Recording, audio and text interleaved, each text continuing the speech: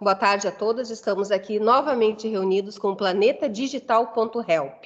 Denise Argemi, Heloísa Freitas e a nossa convidada de hoje, Aline Eggers, para mais uma conversa virtual. Nosso tema, Mulheres no século XXI. O Planeta Digital, sempre é bom a gente lembrar, pessoal. Mês que vem, agora, junho, faremos aniversário. 1 ano de nossa existência. Estão convidados para a nossa festa. O planetadigital.help, ele visa a inclusão das mulheres no mundo digital e no mundo virtual, como também a difusão de notícias relacionadas à tecnologia e à inovação. Vou ler a vocês o currículo da Aline Eggers. Ela é advogada no escritório Giacomuzzi e Eggers Advocacia e Consultoria, é mestre em Direitos Humanos pela Uniriter, especialista em Ciências Penais pela Unicinos. Ela também foi graduada pela Unicinos. É docente no curso de especialização em Direito das Famílias na Contemporaneidade da Universidade de Caxias do Sul. É docente no curso de extensão em Rede de Proteção e Transversalidade da Universidade de Caxias do Sul. É docente do curso nacional Patrulha Maria da Penha, nível multiplicador, da Secretaria Nacional de Segurança Pública do Ministério da Justiça e Segurança Pública da República Federativa do Brasil. Palestrante nas áreas de Direitos Humanos e Direito Penal, violência doméstica e familiar, violência de gênero, empoderamento feminino, mulheres na política, igualdade de gênero, bullying e cyberbullying, riscos da exposição na internet, direitos e deveres na cidadania, Estatuto do Idoso. Também coordenadora da Comissão da Mulher da Associação Nacional da Advocacia Criminal Seccional Rio Grande do Sul, ANACRIM. Membro da Comissão de Direitos Humanos Sobral Pinto da OAB Rio Grande do Sul. Coordenadora do Grupo de Atendimento às Vítimas de Direitos Humanos da OAB Rio Grande do Sul. Coordenadora do Grupo de Saúde da Comissão de Direitos Humanos também da OAB Rio Grande do Sul. Membro da Comissão Especial de Direitos da Família da OAB-RS. Membro da Comissão Especial de Relações Internacionais e Mercosul da OAB Rio Grande do Sul. Secretaria-Geral da Comissão de Relações Internacionais e Mercosul da OAB, gestão 2016-2018. Vice-presidente da Comissão da Mulher Advogada da OAB Rio Grande do Sul, gestão 2016-2018. Criadora e coordenadora do Grupo de Atendimento às Mulheres Vítimas e Combate à Violência contra a Mulher da OAB Rio Grande do Sul, da CMA Gestão 16-18. Representante da OAB Rio Grande do Sul na Rede de Proteção às Mulheres Vítimas de Violência do Estado do Rio Grande do Sul, a Rede Lilás. Gestão 2013 a 2015 e de 2016 a 2018. Bem-vindo ao planetadigital.help, Aline. Contigo, Denise. Bem, então, doutora Aline, colega querida, muito obrigada por ter aceitado o nosso convite para participar hoje da nossa conversa virtual. Nós gostaríamos de saber, primeiramente, qual a tua atuação dentro da CDH, Comissão de Direitos Humanos da nossa OAB, depois como foi essa gestão na vice-presidência da Comissão da Mulher Advogada, cuja presidência era da colega Beatriz Perufo, e gostaríamos de saber muito como é que está sendo a gestão dessa coordenação da mulher dentro da ANACRIM. Por favor, Aline, conta para nós. Olá, Heloísa. Olá, Denise. É uma satisfação muito grande para mim ter sido convidada e poder estar aqui com vocês nesse espaço especial que vocês estão dando para as mulheres. A visibilidade das mulheres através desse espaço é uma grandeza incrível que vocês proporcionam para todas nós. Obrigada. E conhecendo já a Denise há mais tempo, Heloísa, conhecendo agora há pouco, eu tenho certeza que a gente está em ótimas mãos nesse espaço com vocês. É só realmente para nós mulheres podermos ter mais uma ferramenta para alcançar o lugar que a gente merece na nossa sociedade. Então, vamos conversar um pouco sobre, iniciando sobre a CDH, Denise e Heloísa. Por favor. CDH, a Comissão de Direitos Humanos da OAB do Rio Grande do Sul, né, é, por mim, considerada, pessoalmente, o meu olhar pessoal a respeito disso, e isso eu acabo levando para vários colegas, eu considero, em qualquer seccional do país e no Conselho Federal, a mais importante das comissões existentes dentro da Ordem dos Advogados do Brasil. Eu costumo dizer que essa comissão, eu desenho ela como aquele guarda-chuva utilizado no frevo. A lona desse guarda-chuva é a Comissão de Direitos Humanos. Cada uma daquelas tirinhas coloridas que a gente tem, que adornam aquele guarda-chuva e que fazem dele especial para esta exposição cultural que ele tem, são as demais comissões dentro da instituição Ordem dos Advogados do Brasil. Por que eu digo isso? Porque, na realidade, a única das comissões que existe dentro da OAB, Conselho Federal ou qualquer outra seccional, e nas subseções também, que tem capacidade de abordar qualquer tema, é a Comissão de Direitos Humanos. E não digo só a capacidade, digo a obrigação. Porque quando a gente fala em direitos humanos, muito diferente do que as pessoas costumam escutar, a população em geral, né, que já fazem aquelas relações negativas quando se fala direitos humanos é para todos os seres humanos, e nós já estamos em outros níveis quando a gente fala em direitos humanos, quando a gente já reconhece também os direitos que a gente tem sobre água, os direitos que a gente tem sobre o meio ambiente, tudo isso já está incluso dentro do nosso rol de direitos humanos. Quando a gente fala em direitos humanos, a gente tem uma grandeza de informações e, para mim, me faz repensar qual é realmente a origem do direito como organização social que a gente utiliza, né? Quando a gente precisa ter normas para viver em sociedade, para poder conviver, a gente tem que pensar quais são, para que vieram essas normas originalmente. E hoje, durante esse processo que a gente tem de pandemia que a gente está vivendo, a gente está vendo muito bem isso, porque, na realidade, ontem mesmo eu tive a oportunidade de escutar numa fala sobre uma mídia de propaganda de uma empresa, uma grande empresa, essa empresa dizendo que nós somos uma empresa para os seres humanos. Então, se as empresas também se reconhecem como algo voltado para os seres humanos, para o cidadão, no caso de cada país, é que, na realidade, eles sabem que a função deles é servir da maneira melhor possível às pessoas, a pessoa humana.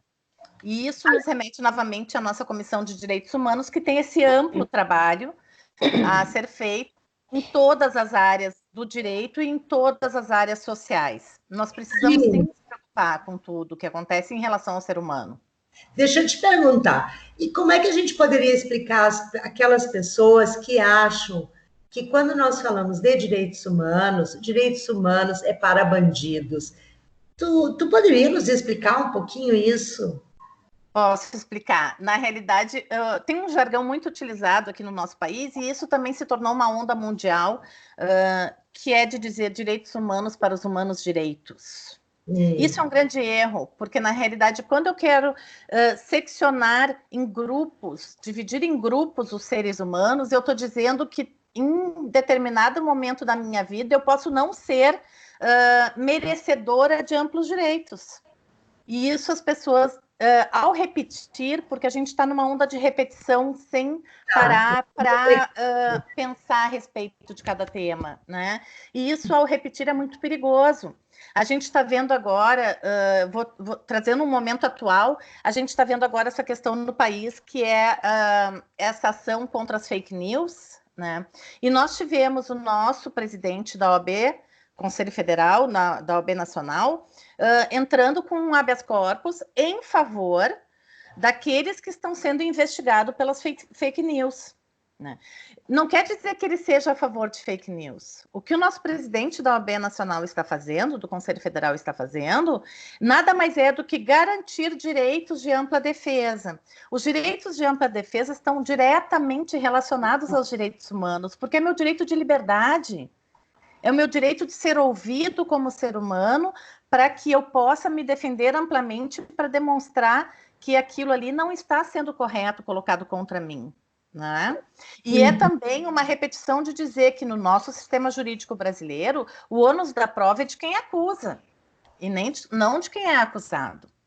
Então, tudo isso é uma conexão com os direitos humanos, que a gente tem dificuldade de ver. Quando se fala em direitos humanos para humanos direitos, todos os seres humanos detêm os direitos humanos. Claro. E todos os demais seres humanos que se referem a um indivíduo em especial que acham que não deve ser merecedor de direitos humanos, estão, na realidade, rompendo com uma regra que diz que todo mundo tem direito à dignidade, todo mundo tem direito à vida, todo mundo tem direito a um ar que respira, todo mundo tem direito a um meio ambiente que esteja... Saneamento básico, né? Nós não temos como diferenciar qual é o requisito para ser detentor de direitos humanos. Ser um ser humano, não importa o que eu faço ou não da minha vida. O requisito é ser humano. Então, não importa dizer, porque é para bandido. Se eu não garantir os direitos humanos dos bandidos, como é chamado, porque ele está preso e porque ele está preso ele não merece ser detentor de direitos humanos. Mas só um pouquinho, se eu não garanto a dignidade dele, eu também não vou estar garantindo a minha dignidade. Claro. Nós não podemos nos diferenciar pelo que eu faço ou pelo que o outro faz. A gente não está aqui em direitos humanos para apontar as falhas. Certo. Tu tocaste num ponto interessante, embora não seja a pauta da nossa temática, mas seria bom falar até um pouquinho sobre isso, se tu concordares. Com relação às fake news, quer dizer, nós estamos vivendo um momento de pandemia, estamos presenciando diversos ataques autoritários, não é, às nossas instituições democráticas. Sabemos que as fake news beneficiam de uma forma muito especial algumas pessoas que têm, como já se sabe, interesses espúrios. Portanto, eu te pergunto, o que é que tu acha que poderíamos fazer? Tu tem alguma sugestão? E deixa eu completar até, Aline. Combate. E eu vou completar a pergunta da Denise. Tu acha que todas essas notícias que a gente está falando agora, que tu colocaste, inclusive de direitos humanos, inclusive de fake news que vai conversar agora conosco, tu acha que a grande vilã dessa história é a ausência de qualidade de informação disponibilizada pelas mídias para a grande população brasileira? Respondendo de uma forma única as duas questões. O que nós poderíamos fazer? Isso eu acho que é a forma que a mídia lança essa informação, que não está lançando a informação completa. Não acho que seja a forma da mídia lançar a informação, uma vez que, na realidade, nós estamos numa tendência social de não buscar as informações. A mídia é muito rápida. Então, eu leio aquilo que a gente costumava chamar de manchete na mídia, né? Que é a chamada que aparece, principalmente na internet. E eu me satisfaço com 2 ou 3 frases. Eu não abro aquela informação para ter que ler uma reportagem no todo, uma matéria inteira, para saber o fundamento dela. Nós estamos numa fase em que a gente não está aceitando tranquilamente ter que fundamentar as falas que vêm. E isso é o que prejudica. E como é que a gente, no meu ponto de vista, como é que se corrige isso? Isso não se corrige de hoje para amanhã. Isso, mais uma vez, assim como as questões da violência de gênero, assim como as questões do racismo, assim como várias outras questões de preconceitos, se corrige através da educação. Nós precisamos, no nosso país, nos voltarmos a uma educação mais minuciosa. Se a gente não tem investimento em educação, a gente não pode exigir da nossa população que venha com uma informação completa. Por quê? Porque quando tu não dá a possibilidade de uma criança aprender a pensar e questionar, tu não pode exigir que ela, quando adulto, seja um questionador ou um pensador. Então, isso é uma obrigação do Estado enquanto regulador do sistema de ensino nacional. Muito bem. A gente pode dizer, olha, não, mas as escolas particulares dão essa oportunidade. Nem todas as escolas particulares dão essa oportunidade, mas sim, sem dúvida, elas oportunizam muito mais do que uma escola pública. Só que acontece que nós temos que encarar a realidade de que a maior parte das nossas crianças estão em escola pública. A nossa população, a grande maioria tem formação em escola pública. Quando eles chegam, sentam numa sala de aula com fome, chegaram lá sem condições sequer, às vezes, de vestir um sapato, né? E tem que ficar escutando um professor. Quando tu tá com fome, quando tu não tem uma condição mínima, digna de estar ali, né, como um ser humano, tu não pode esperar que essa criança vá absorver o conhecimento, e tu não pode esperar que essa criança vá aprender a ser um questionador ou pensador. E ainda tem uma parte mais grave, que é que a gente sabe que o ensino hoje tem uma tendência a não deixar as crianças questionarem. Não ensina a pensar, na verdade, nem a pensar, nem a ter espírito crítico, né? Exatamente. Se a gente não pode questionar, a gente não pensa. Porque o não é a resposta definitiva, né? Claro. É o porquê sim e o porquê não. Se a gente for lembrar quando a gente era criança, eu nunca fui uma criança que aceitou porquê sim ou porquê não, né? Já naquela época. Já naquela época. Eu questionava, né? Posso fazer tal coisa? Não. Mas por que não? Porque não é não. Não. Isso para mim não é resposta. Me dá um fundamento para isso. Me explica por que eu não posso. Por mais que fosse dizer, tu não tem idade. Bom, tudo bem, vou ter que lidar com essa informação. Mas eu vou questionar essa informação. Não tenho idade hoje, vou ter idade quando? Eu vou aprender a questionar e a aceitar as respostas também. Agora aqui, vou puxar um gancho também. Como outras entrevistadas aqui, a maioria de nós, e pelo que tu estás falando, também dá para compreender, para entender que a maioria de nós aqui teve uma infância privilegiada, entre aspas. Em que sentido? Tivemos um ambiente mais aberto em casa, tínhamos alimento na mesa, enfim, condições básicas para que pudéssemos frequentar a escola e aprender de uma forma ou de outra.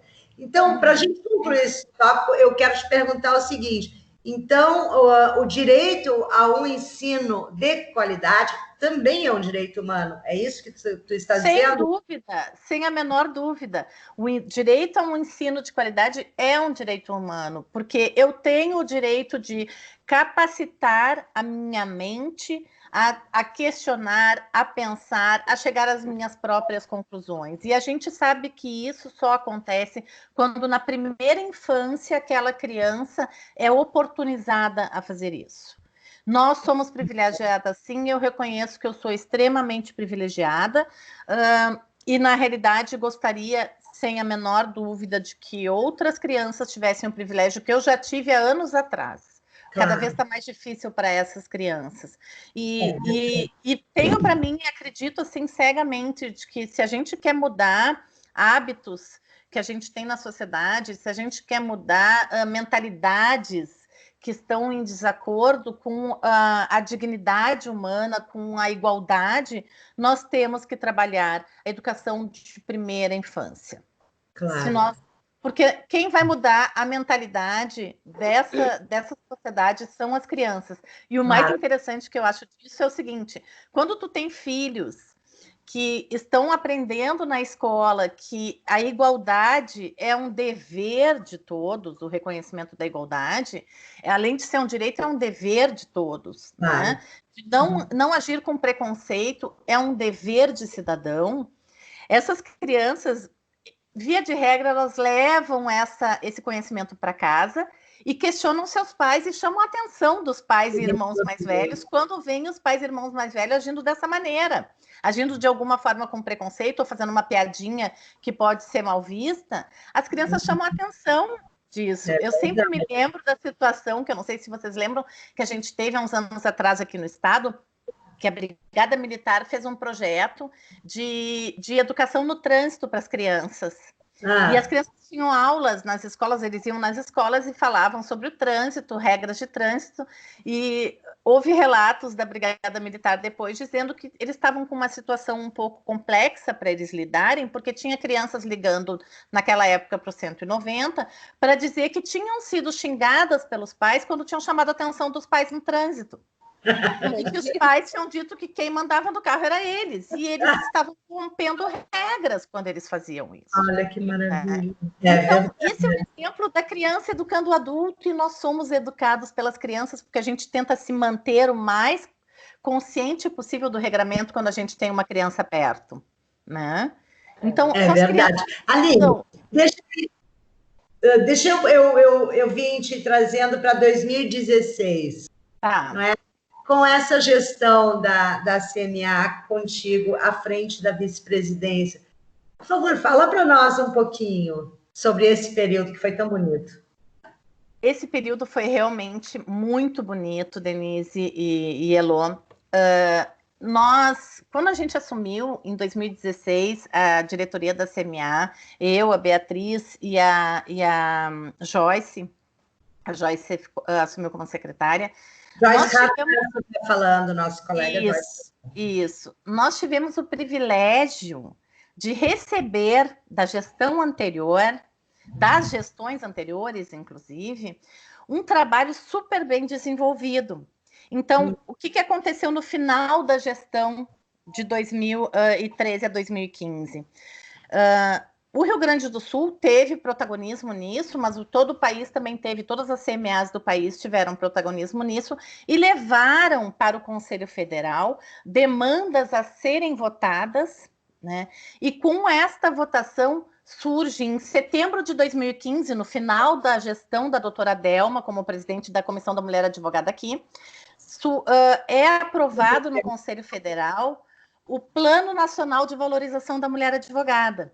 Perfeito. E esse plano traz uma lista de demandas que devem ser cumpridas por todas as seccionais. Era uma obrigação das seccionais investirem nas mulheres advogadas através do cumprimento dessas demandas que estavam ali, que estão lá listadas no Plano Nacional de Valorização da Mulher Advogada.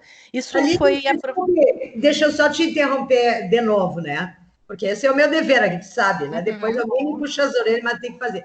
O que tu está dizendo, deixa eu ver se eu entendi bem, é que, claro, as coisas, os projetos são encaminhados, mas nem sempre eles são votados durante a gestão daquela colega que estava antes. É isso que tu estás dizendo? Não, o que eu estou dizendo é que foram, sim, se a gente for analisar, teve projetos que já foram encaminhados na gestão da doutora Carmelina. Isso, né? É isso que eu queria saber. E que depois também foram encaminhados na gestão da doutora Delma, né? Certo. Mas o que eu estou querendo dizer é que a nossa gestão foi super privilegiada, porque a gente já recebeu isso, tendo sido aprovado na sessão do Conselho Federal, foi aprovado no dia 21 de setembro de 2015, foi publicado no Diário Oficial da União, acho que foi 27 de setembro, 29 de setembro de 2015, publicação no Diário Oficial da União. Nós assumimos, dia 1º de janeiro de 2016, com o encargo de colocar em prática as diretrizes que estão constando no Plano Nacional de Valorização da Mulher Advogada. Então, era como se a gente estivesse abraçando um presente e nossa função era abrir esse presente e começar a chamar as colegas advogadas para praticar aquilo ali, né? O presente é um tabuleiro onde as peças somos nós. Claro. Então foi muito gratificante isso. E no que entre essas diretrizes... Desculpa, Denise, eu não ouvi. O que consistiu? Quando vocês abriram o presente, o que tinha lá? O que vocês fizeram desse presente? Nós tínhamos orientação para criar maneiras de orientar as advogadas em relação à igualdade de gênero, era uma das diretrizes, apoio e capacitação através de cursos para as mulheres advogadas, também é uma diretriz que está lá no plano, né?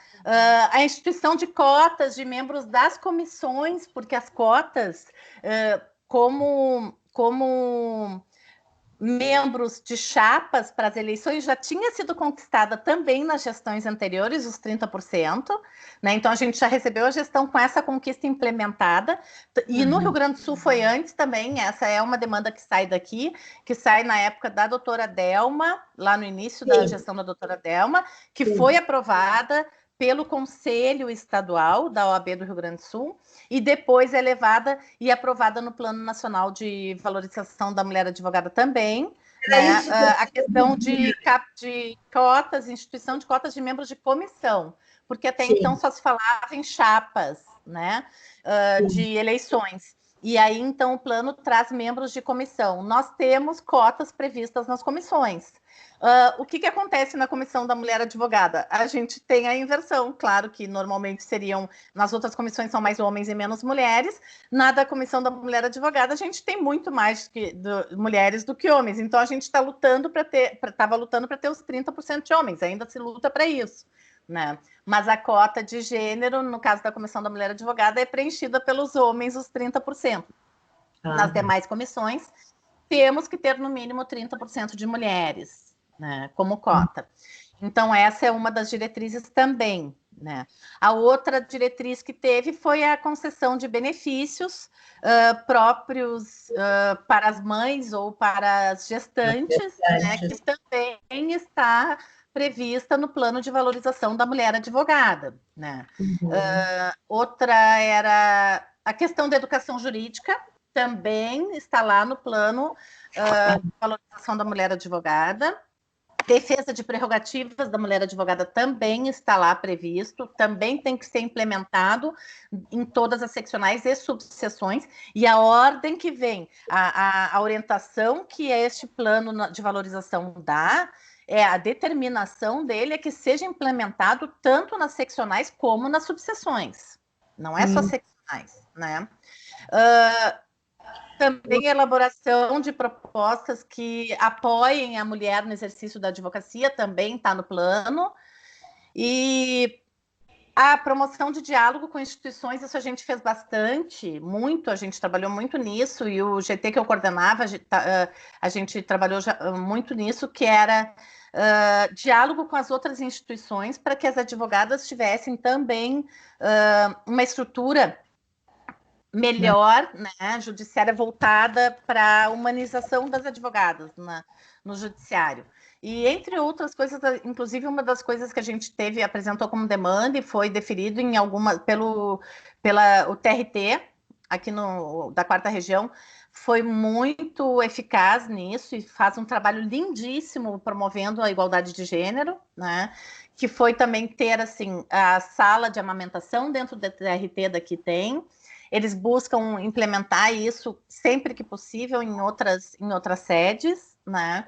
Também tem um olhar especial para as mulheres vítimas de violência que podem pedir auxílio dentro das dependências do TRT, né? E isso, todo um trabalho feito para que realmente se reconheça a necessidade de que não só a mulher advogada, mas as mulheres em geral tenham esse suporte. Até, afinal de contas, o TRT é um território em que a gente tem todas as mulheres de todas as classes sociais, de todos os níveis de educação, né, que transitam ali por ser o Tribunal Regional do Trabalho e as varas de trabalho. Isso inclui as varas de trabalho, sem dúvida nenhuma, né? Então, Aline, oi. Desculpe, eu sei, é importante, TRT, mas tu és criminalista, é isso, né? Isso, eu atuo na área de família do crime. Tá. E como é que foi essa tua transição e o convite, então, para coordenar a Comissão da Mulher na ANACRIM, enfim, saindo dessa vice-presidência, né, cheia de realizações. Me recordo que também teve a elaboração de uma cartilha, né, que tu estavas Sim, fazendo, fizemos, que fora. também era uma das determinações do Plano de Valorização da Mulher Advogada, elaborar cartilhas de prevenção e erradicação à violência contra a mulher. Também teve, eu coordenei o atendimento às mulheres advogadas vítimas de violência, que era feito dentro da OAB, né? E nós tivemos atendimento de várias colegas durante o período de 2016 a 2018. Para fazer esse atendimento, eu fiz uma coordenação em conjunto, como eu já coordenava o atendimento a vítimas de violência de direitos humanos da Comissão de Direitos Humanos, eu convidei colegas que quisessem participar desse trabalho e nós fizemos, nós fizemos um curso de escutatória com a diretoria da CVV, né, que é o Centro de Valorização à Vida. Nós fizemos 2 semanas de curso de escutatória com eles, para a gente poder fazer esse atendimento, porque nosso papel como advogadas, e advogados, tinham colegas homens também que estavam fazendo, não é opinar sobre a situação que acontece com uma vítima de violência. Tu nunca recebe uma vítima de violência dando a tua opinião a respeito. Tu recebe uma vítima de violência acolhendo ela, ouvindo-a e orientando-a quais são as instituições que ela pode buscar, né, para se socorrer e ter restaurado o seu direito humano à dignidade, né, o seu direito à vida, o seu direito à integridade. E isso que a gente tenta resgatar e devolver uma mulher vítima de violência, né, sem falar no seu direito ao reconhecimento do seu valor. Claro. Então, quando a gente consegue ajudar uma mulher a fazer isso, a gente tem uma... é emocionante pensar nisso, porque a Denise já sabe, já teve esse tipo de trabalho feito também. Eu não sei se a Elo já teve essa oportunidade. Certamente nós, como mulheres, a gente sempre tem a oportunidade de fazer isso quando a gente tem as amigas junto, a gente costuma fazer nos nossos núcleos, né? Mas quando faz isso com uma mulher que chega arrasada, chega se sentindo sem valor nenhum, né? E tu consegue pelo menos dar a mão para ela e dizer e mostrar para ela, olha, né? Todas nós temos valor e vamos reencontrar o teu, né? E quando depois de um tempo ela sai disso, ela retorna a ti só para dizer obrigada, sabe? Isso até me emociona. Mas quando elas só chegam para ti e dizem eu só quero te dizer obrigada. Minha vida mudou. Não tem nada, não tem nada que possa explicar o sentimento que a gente tem com isso. É muito especial, é uma gratificação muito grande tu saber que tu pôde ser também uma ferramenta para restituir a dignidade de uma pessoa. Então, esse é um trabalho lindo. E com todo esse trabalho à frente da... Desculpa, gurias, que eu me emociono quando eu... Não, mas estava aqui pensando, né?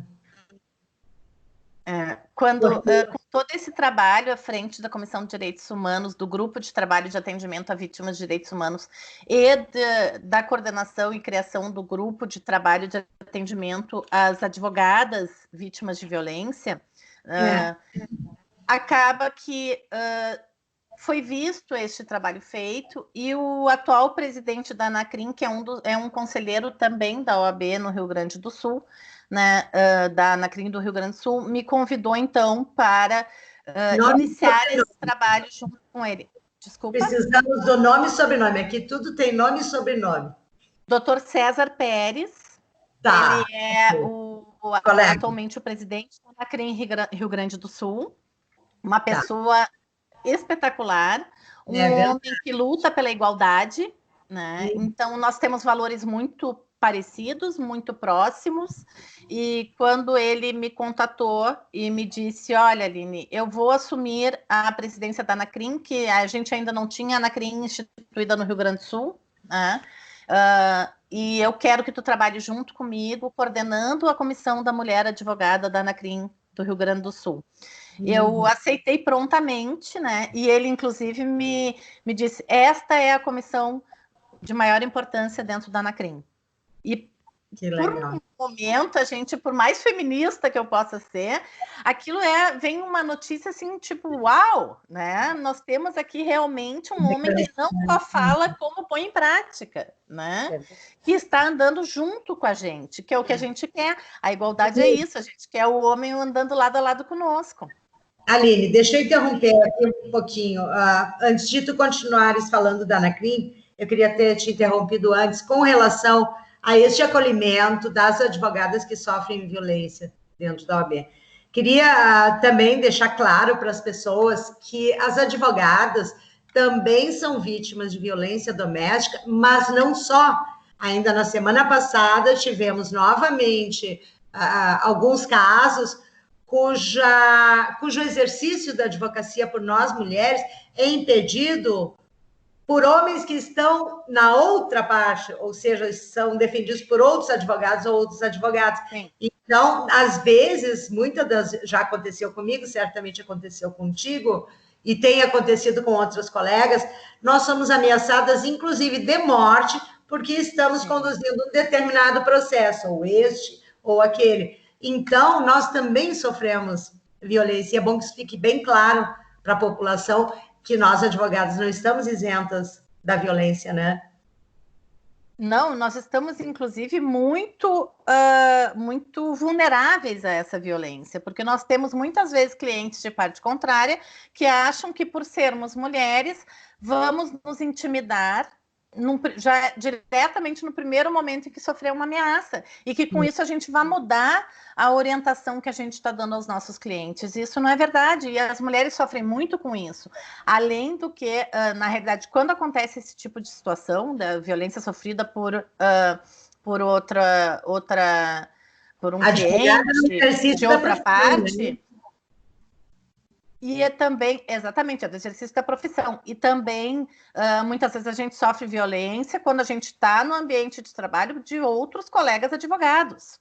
Mas nesses casos, e também de magistrados, promotores, e isso é o tipo de violência que a gente chama de violência institucional também, mas nessa violência a gente trabalha junto com a comissão de prerrogativas, porque na realidade a gente está tendo uma tentativa de restringir as nossas prerrogativas de advogados, de nos impedir de atuar plenamente no exercício da nossa profissão, né? Agora, quando só se trata de violência institucional, que isso também é importante de dizer, a gente sofre muita violência institucional e não é errado, nem seria falacioso dizer que dentro da nossa instituição a gente sofre violência institucional. Claro. A mulher advogada sofre violência dentro da própria instituição, né? E isso independente de onde venha. Não é aceito, não pode ser aceito, porque nós não estamos ali para sofrer qualquer tipo de violência por nos posicionarmos de uma maneira ou de outra. Nós temos liberdade de expressão. E enquanto eu estou me expressando enquanto advogada, enquanto membro de uma instituição, ninguém pode me calar. Tu pode não gostar do que eu disse, mas tu tem que respeitar e ouvir. Né? Tu não precisa estar de acordo, mas tu não pode me calar. Tentar me calar é violência institucional também. Né? E as mulheres sofrem muito, até porque a nossa instituição, a gente sabe que a Ordem dos Advogados ainda é uma instituição com muita tradição masculina, conservadorismo, que acaba que, exatamente, se torna uma instituição muito machista, e isso é todo um trabalho que tem que ser feito para desconstruir esse olhar de que essa instituição é uma instituição masculina. Ela não é. Nós somos 50% dos membros da instituição, as mulheres. Se nós não estivermos em 50%, a gente está em 49,3%. Então, na realidade, nós somos metade, sim, das integrantes dessa instituição. E os direitos são iguais para ambos. E o espaço é o mesmo para ambos, e nós temos que ocupar os espaços, sim, de liderança dentro da nossa instituição, e não aceitar essa desigualdade de gênero que é imposta através do preconceito ou da violência. E muitas vezes a gente não se dá conta que até mesmo nós mulheres, e a gente tem que fazer uma meia-culpa, nós mulheres também somos machistas. Eu nunca aceito quando alguma mulher me diz eu não sou machista. Todas somos, eu também sou uma feminista de carteirinha e também sou machista. Por quê? Porque a gente já tem isso interiorizado, né? Nós somos educadas para sermos submissas aos homens. E isso não é uma educação que veio da minha avó ou da minha bisavó. Isso é uma educação que vem há mais de 2020 anos, é antes de Cristo já. Na Grécia Antiga, nós já éramos reses, nós éramos coisas. Ontem, né? aí, a gente não tinha direito a voto. Os diálogos, né? Platão e Aristóteles, para os quais a mulher que detinha alguma inteligência, enfim, era algo assim estrondoso. Não existia mulher inteligente, é um ser inferior. Mas, Aline, nosso tempo está meio que se esgotando e eu ainda queria abordar, desculpe se eu te dei outras coisas. Queria que tu contasse um pouquinho, então, como é que está sendo lá na Anacrim, né, a convite do Dr. César, e depois gostaria de te encaminhar para a Elô, então, que vai bater um pouquinho contigo. Tá. A experiência na Anacrim está sendo muito boa, é assim, gratificante trabalhar com parcerias, tanto mulheres quanto homens, que eu posso dizer que são parcerias. A Anacrim até um pouco me surpreendeu positivamente, porque eu não esperava ter tanto espaço para as mulheres numa instituição de criminalistas, não é? Porque a gente sabe que a área criminal tem uma preponderância masculina ainda como atuação, né? Tem mais advogados criminalistas do que mulheres criminalistas, né? Advogadas. Talvez pela matéria que já, né? Originalmente é predominantemente masculina, né? Historicamente é predominantemente. E aí? Só que o que surpreende é que essa instituição Anacrim, já em nível nacional, ela é uma instituição igualitária. Ela trabalha sempre olhando para a igualdade, o que também é uma característica dos criminalistas, que tem um trabalho muito mais voltado à área de direitos humanos. Então, talvez por isso também a gente tenha mais atenção nesse sentido. E o trabalho na Anacrim aqui do Rio Grande do Sul está sendo ótimo, assim, eu tenho um espaço muito grande para trabalhar, estou querendo que as mulheres advogadas venham para a Anacrim conosco, né? Mesmo que não atuem na área criminal, se quiserem vir para a associação e se beneficiarem desse trabalho da associação, né? Se associem com a gente na Anacrim, vamos trabalhar juntas, porque está aberto para todas as mulheres e homens que quiserem trabalhar. E uma das coisas, uma novidade que eu trago, essa semana nós vamos ter uma live com a chefe de polícia. Vai ser a primeira live da Comissão da Mulher Advogada da Anacrim, Rio Grande do Sul. Eu e o Dr. César Pérez vamos receber a delegada chefe de polícia, a doutora Nadine Anflor, e para conversar justamente a respeito desse momento que a gente está tendo de pandemia e isolamento e a atuação em relação à violência contra a mulher. Né? Como é que está sendo feita a prevenção, quais são os projetos, o que não é. Então, isso já também é um trabalho que a gente está fazendo. E também trabalhando muito junto à Comissão de Prerrogativas da Anacrim. As comissões trabalham muito unidas, né? E a gente está sempre tendo possibilidade de fazer projetos para que se abra um mundo com muito mais alcance em relação à igualdade dentro dessa associação. A gente aqui no Rio Grande do Sul ainda não teve ainda a cerimônia oficial, né, de implantação da Anacrim, mas já estamos todos com portaria, trabalhando em função da pandemia, porque essa cerimônia estava marcada para o início de abril, e aí então teve que ser suspensa a data, e isso vai ser remarcada a nova data assim que a gente puder, todo mundo está junto, se abraçando para poder comemorar uma oportunidade dessas. Né? Então, já convido vocês para se interarem mais sobre a Anacrim. Quem quiser participar, basta se inscrever no site da Anacrim, né? E vir para a Comissão da Mulher Criminalista da Mulher Advogada Criminalista junto comigo. Bacana isso. Puxa vida, parabéns, Aline. Olha, tu mereces pela tua trajetória, parabéns, um ótimo trabalho para ti. Ficamos realmente muito orgulhosas de ter uma colega, uma companheira, que está ocupando também esse espaço que a gente sabe que é predominantemente masculino. Então, agora eu vou te encaminhar para a nossa Elô, querida, que vai conduzir aí, então. Elô, contigo. Então, a gente já conheceu a trajetória da Aline Eggers há muito tempo, né? Baseado no currículo e no tudo que tu descreveu das tuas experiências profissionais, mas agora chegou o momento daquela Aline mulher. A mulher no século XXI, a Aline Eggers no século XXI. Como é que é tu, mulher? Como é que tu te enxerga no século XXI, agora, daqui a um mês, daqui a um ano, no século XXI? Conta para nós, Aline, como que você é?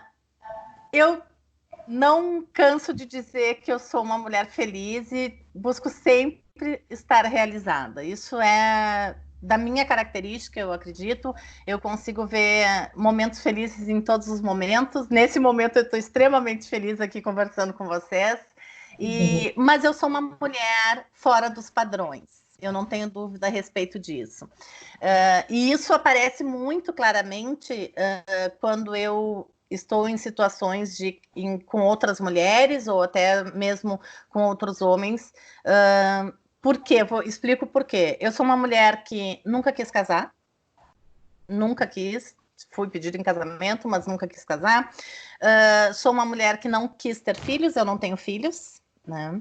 E isso aí é uma das situações que causa um espanto em muita gente, né? Porque na realidade as pessoas olham e dizem, mas como é que tu não quis ter filho com tanta mulher querendo ter filho e tu não quer? Pois é, eu não quis, não tenho, e sou muito feliz assim, porque eu tenho vários sobrinhos, os quais eu amo, que me dão assim um prazer enorme de conviver com eles. E fico com a parte boa, né, gurias? Porque na realidade eu costumo dizer que a melhor coisa é ser tia. Ser tia bota à prova a educação que os pais dão, né? Então, quando meus sobrinhos estão comigo, eu posso deixar eles fazerem o que eu bem entender. Claro que sempre mantendo um olhar que eles têm que ter de respeito por mim e eu por eles, mas eu deixo eles livres, fazendo o que eles querem. E, em geral, o que acontece é que daí, quando eu devolvo, depois meus irmãos dizem, como é que tu não pode falar isso, de deixar eles livres? Eu disse, não, estou colocando à prova a educação que vocês dão. Se eles vierem comigo, passar 1, 2, 3, 5 dias, quando eu devolver, eles souberem se comportar nas regras da casa, é que vocês estão educando super bem. Eu só fico com a parte boa, né? Então, eu tenho uma vida muito, muito tranquila, muito boa com relação a isso. Sempre fui tive muita clareza dos meus desejos, né, em relação a isso. Adoro crianças, o que pode ser até parecer uma contradição. Adoro crianças e as crianças em geral me olham e me adoram, né? Mas eu não tenho problema nenhum com isso. Na realidade, convivo muito bem. Mas isso é fora dos padrões sociais, porque qual é a expectativa em relação a uma mulher? Que ela case, porque se ela não casar, ela não está inserida na sociedade de forma adequada. Que ela tenha filhos, porque se ela não for mãe, ela não está adequada também socialmente, né? E que ela siga uma regra que tem naquela caixinha que nos é dada desde o nascimento. É a expectativa que os outros colocam sobre a gente, né? Eu acho que é lindo para quem quer, né? Quem não quer também é muito bonito não tê-lo e não fazê-lo, né? E então a Aline, mulher, tem essas diferenças. Sou uma mulher que falo o que eu penso, né? Mas sempre cuidando para não ser grosseira ou não magoar ninguém. Eu busco falar de uma maneira que eu me sinta tranquila de não estar ferindo ninguém para isso. Mas eu falo o que eu penso, eu tenho opiniões muito bem estabelecidas e não aceito que me vedem me posicionar como eu quero, como eu entendo que para mim é o correto, que é o meu entendimento, né? Adoro entrar numa discussão com pessoas que pensam diferente de mim, porque isso é um aprendizado muito grande para a gente, porque a gente tem que estar aberta a opiniões divergentes, que muitas vezes podem até mudar a nossa forma de ver aqueles temas, né? Se a gente não está aberto a isso, a gente fica vivendo só numa num rumo único, né? A gente tem todo um leque de diversidade que a gente vive na nossa sociedade e a gente tem que estar aberto para isso. E sou uma mulher que defendo com unhas e dentes o valor de todas as pessoas e defendo a igualdade com unhas e dentes e não suporto ver uma injustiça praticada à minha volta, e isso eu tenho que ter muito cuidado, porque isso a gente vai aprendendo depois com a maturidade também, né? Porque a gente às vezes se coloca em risco respondendo a uma injustiça que está acontecendo próximo da gente. Então a gente tem que saber melhor como responder aquilo sem se colocar em risco e muitas vezes colocar outras pessoas também em risco, porque aconteceu e de imediato a gente respondeu.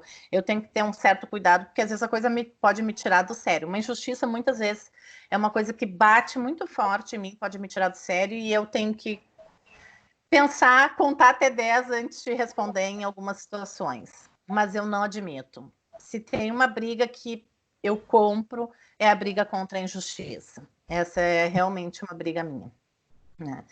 E eu acho que é isso. Eu acho que tem, assim, tenho muita vontade de continuar me aprimorando em termos de estudos. Sou muito curiosa para cursos de todas as áreas que possam envolver os direitos humanos também, né?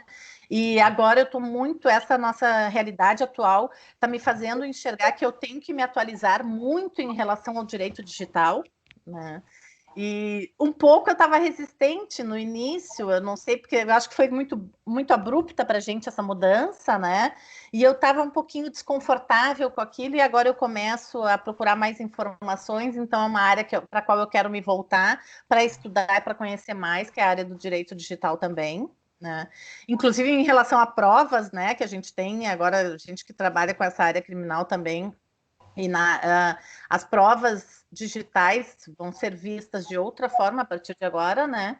Antes a gente tinha físico, não vai mais ser. O digital vai ter que ser aceito, né, com reconhecimento já dos tribunais para isso. Então, é uma atualização que eu pretendo. Eu acho que eu tenho necessidade de me manter com novidades intelectuais, porque eu preciso movimentar sempre a minha mente. Isso é uma característica minha também. Né? Acho que a Aline é isso. Né? Adoro estar rodeada de gente, de amigos, adoro fazer aniversário, né? Para mim isso é uma loucura, eu já estou preocupada, gurias, como é que vai ser? Eu só faço aniversário ano que vem, eu já tinha feito no de fevereiro. Não, mas até lá tá tudo normal. Não, mas eu estou preocupada se eu vou poder realmente comemorar com meus amigos e abraçar todos, sabe? Isso para mim faz muita diferença, né? Então eu já estou projetando como é que vai ser, e cada aniversariante que passa agora de amigo meu, eu fico pensando, será que eu estaria tranquila fazendo aniversário assim, sem estar com todo mundo à minha volta? Né? Então, não tenho problema com envelhecer, porque amo fazer aniversário, né? No dia mesmo, tu referias, né? Nós temos festejado os aniversários de forma virtual. E tu próprio, outro dia, se eu não me engano, o sobrinho teu nos Estados Unidos, não é? Vocês, enfim, fizeram uma homenagem. Foi a formatura dele, que é o equivalente ao nosso antigo primeiro grau aqui, ele está com 14 anos, né? E eu me coloco na situação também, porque ele terminou o curso, essa fase do curso dele, de forma digital, né? Tendo aulas virtuais, e aí ele faz a formatura também distante.